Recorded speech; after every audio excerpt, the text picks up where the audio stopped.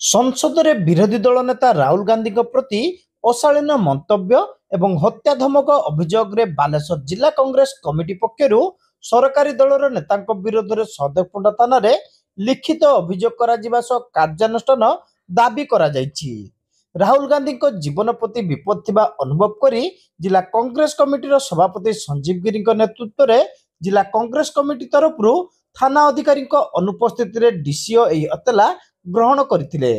भारत इतिहास रे प्रथमे एभली असंवैधानिक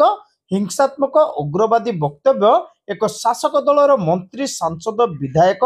नेता माने साधारण लोक को छाड़ू जड़े लोक प्रतिनिधि जे संसदर विरोधी दलर नेता तांको लक्ष्य करी एवं तांको नाम धरी सर्वसाधारण रे वक्तव्य प्रदान करिबा क्षमणीय बोली कुआ जायछि।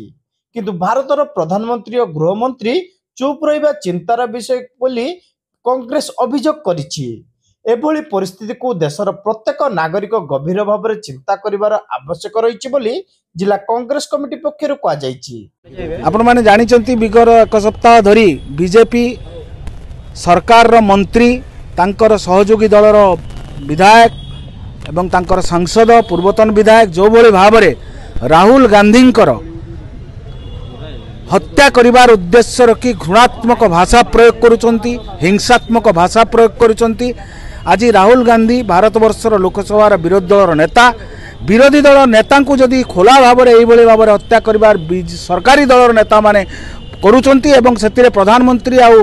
गृहमंत्री संपूर्ण निरवता अवलंबन करुचंती। एतुर स्पष्ट अनुमान जे राहुल गांधी कर्मबोधिष्णु लोकप्रियता एवं राहुल गांधी साधारण गरीब लोकंकर जो मुद्दा उठे राहुल गांधी आज लड़ाई करुचंती। जो मोहब्बत की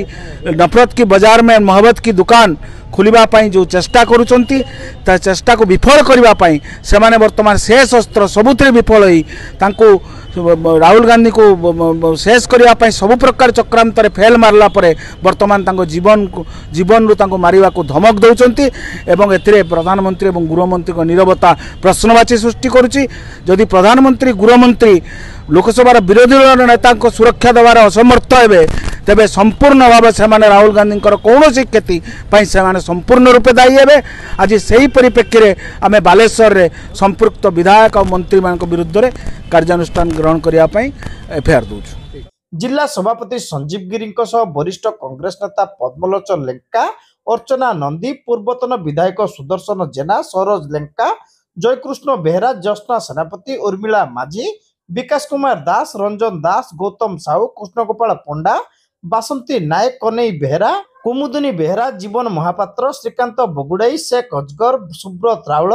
शेख नजीमुद्दीन, विद्याधर महांती, अभिमन्यु बेहरा, शेख अरफान, शेख जहापना, ओम प्रकाश साहू प्रमुख एतला प्रदान बेले उपस्थित थिले।